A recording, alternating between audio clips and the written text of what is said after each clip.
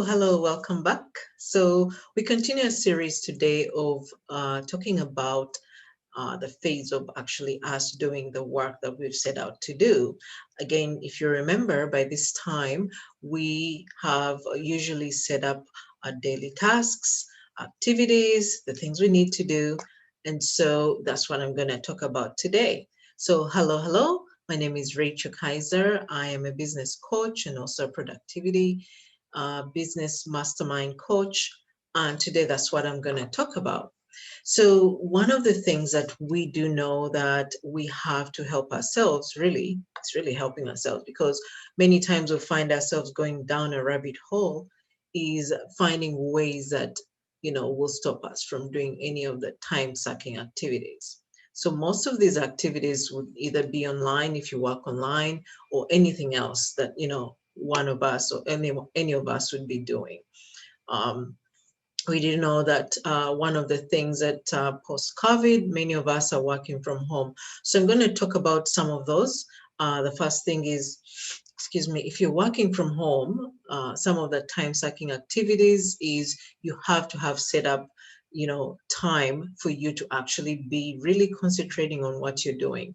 So you find that many times it will be like, okay, I'm going to go throw maybe a load of laundry in the washer or the dryer, or I'm going to do the dishes, something quick. But we find that these, home chores that we may be doing, maybe actually taking away time from what we're doing. If we can help it, especially now, for many of us that would be working from home, we may be having a family, maybe the kids. Sometimes that's unavoidable. However, the best thing to do is really, no matter what, however much we're tempted, if we can help it, is, to prevent ourselves from doing those home chores the best we can. Now, if you have kids and you have to actually wash a dish, come on, that should be okay. But I'm talking about those things that would suck our time, okay? So, like I said, the activities would be something like, the laundry or the dishes, or sweeping maybe the floor, or mopping the floor, or something else that you may think will be something quick. I know, because I've been there. So, the thing to do is really to know that if we set this time to work, it's going to be for work. The other thing also, if you're at home, is really have a space that is separate from, the rest of the area if you can help it. I understand some of us may be in situations where it's not easy to really demarcate those areas. But if you can have a dedicated space for work, maybe a home office. If you don't have a home office, you can actually have a desk, maybe in a bedroom or one of the bedrooms, so that you can work from there during the day. And since you're not sleeping or using the bedroom at night, then you won't be working. And hopefully that also, it's something that you can prevent yourself from actually getting on a computer or getting on on whatever it is you're using to work when it's time to sleep. Okay, so those are some of the things. Again, if you're working from home, the other thing would be that, for example, if you have a dog or pets, because those are other things also that will distract us, I'll put those all in a category of children. So children may be human children or fur pets, or fur babies, the cats, the dogs. Sometimes it's not easy. Again, if you can separate yourself from all of those, great. If you can't and you have like kids at home, the best thing is really, at least when I've talked to parents, I've had them say that they will work around the schedule of their children. Okay. Now, talking about children who are also homeschooling, the best thing, of course, is the children are going to have usually maybe learning remotely. If they are, they're going to have their session during, school time with an instructor online and things like that. That is where you can actually also be doing your work. Okay. Sometimes it's unavoidable. We're all just doing the best we can. And if it's like pets or, dogs, the best thing is just to allow them to be with you, but just have them maybe sleep at your feet, for example, or a dog. I talk because I'm talking also from experience. And if it's a cat, usually they may actually distract you. They're going to come on your computer and do all kinds of things. So the thing to do is to separate yourself again. If you can close the door, great.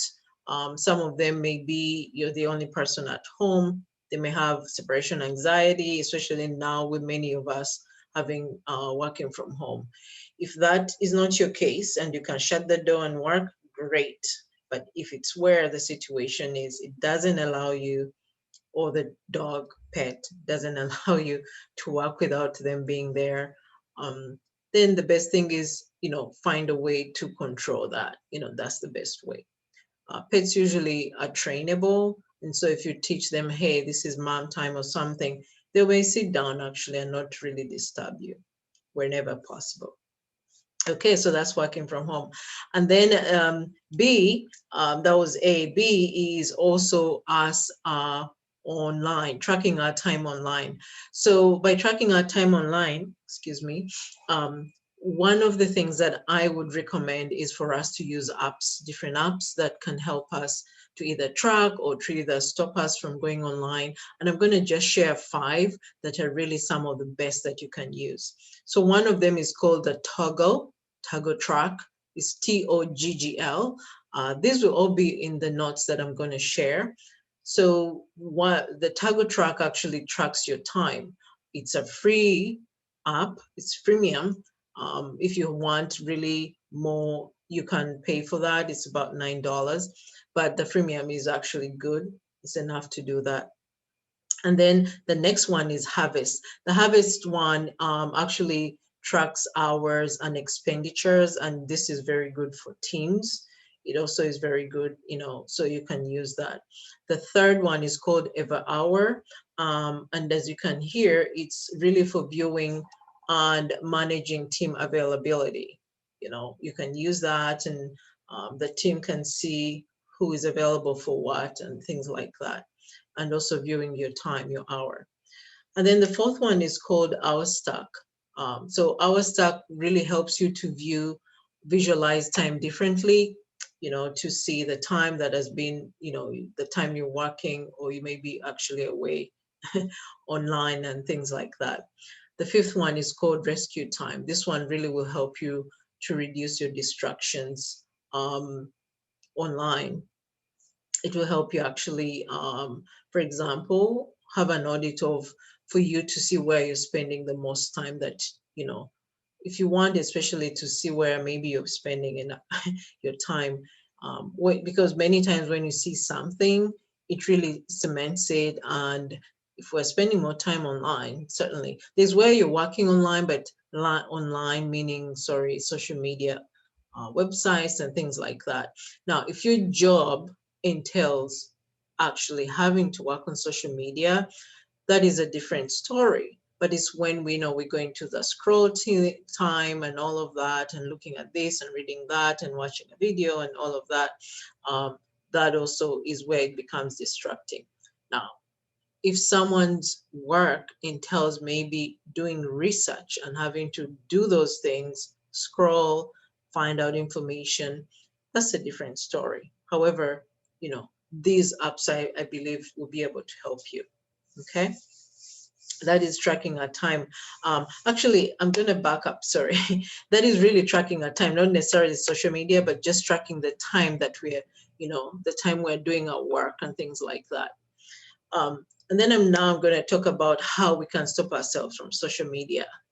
Some of them are really basic, and I know some of us have used them. But one of the first things is definitely turning off our alerts. If you have different alerts, Twitter, IG, Instagram, Facebook, or any others, LinkedIn, if you can find a way either to silence that, because I have some where I need those actually to see. For example, LinkedIn, that's a professional social media.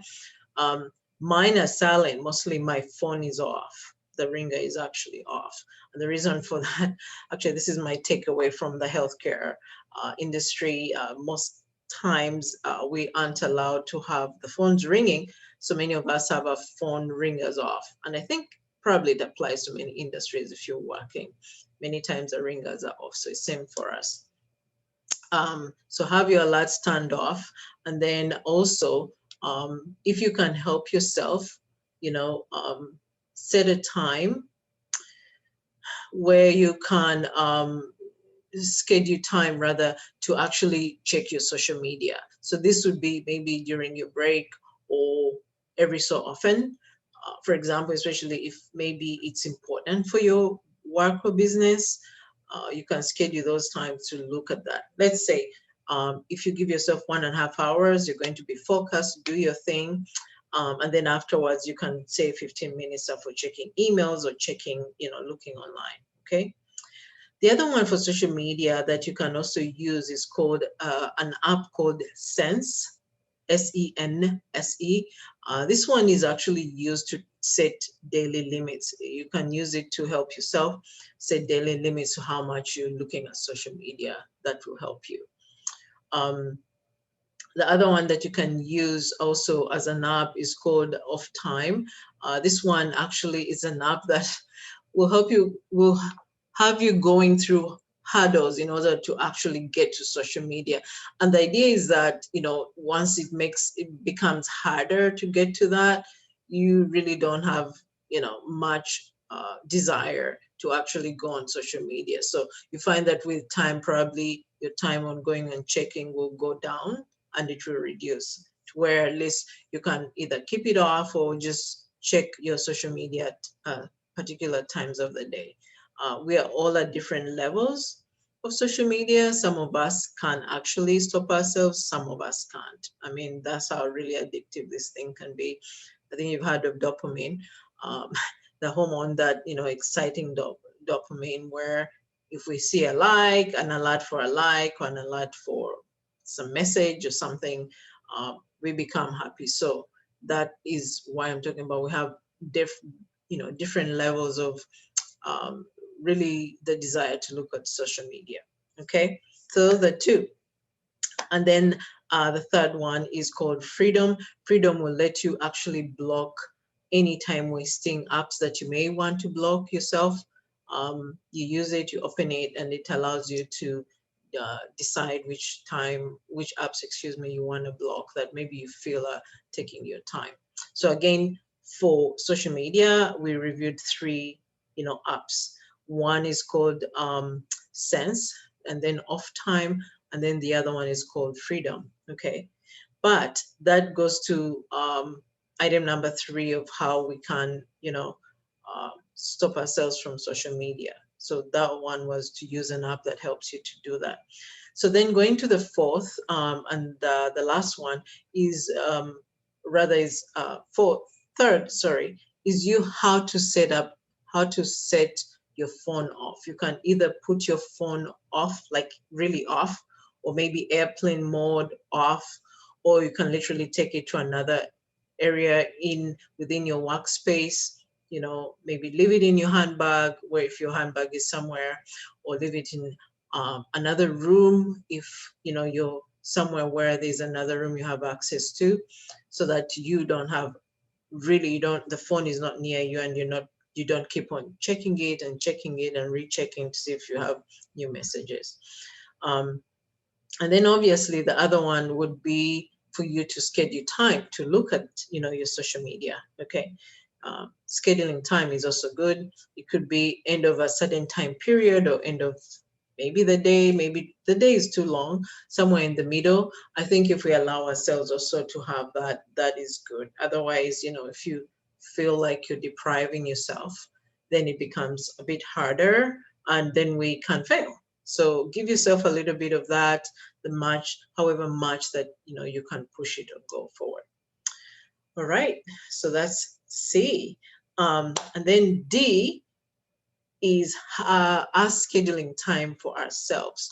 So the best way, again, time suckers, is if we know that we're going to schedule time to give ourselves either a break, take a break, or look at the social media, then at least we know that again, it goes back to not depriving yourself. And so the thing to do is we have to block time for ourselves, during the day, during our work hours. And then also we have to block that time to take some breaks, which is, could all be rolled into that, or either one, however much you want to use it, you can do it differently. And then also taking breaks maybe end of the day. By that I mean, obviously, if it's end of the day, either you're going to go home if you're at an office or workplace, or if you're home, you're going to go back to the rest of your family. The thing to do is sometimes to just take a little bit of time, a break, and allow ourselves to really transition from that work mode into home mode, because sometimes, depending on your work, you may find that you had to be very focused, and if you just get up and go and not give yourself that time period, sometimes, the transition is not good or not easy. We may find that we are short with our families.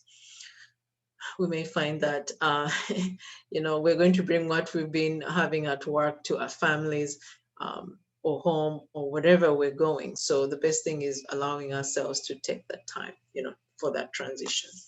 So I hope these were some tips. I hope you liked it. Tell me what or how you do that in order to maybe stop yourself from doing some doing time sucking activities. I'd love to hear you share. Also, remember to, the link will be below, the different resources I've talked about. And I hope that, this was helpful. And I look forward to hearing from you. Comment in this comment section and let me know what you think, what are some tips maybe you have had or that you use, or if you're going to use any of the tips I've given you, any of the apps. Okay, so let me know. Again, my name is Rachel, and I hope to hear from you again. And if you're interested in joining me for Mastermind in the coming month in March, please, the link will be below. You let me know, or you can contact me actually and let me know. All right. Thank you so much for listening, and I hope to hear from you.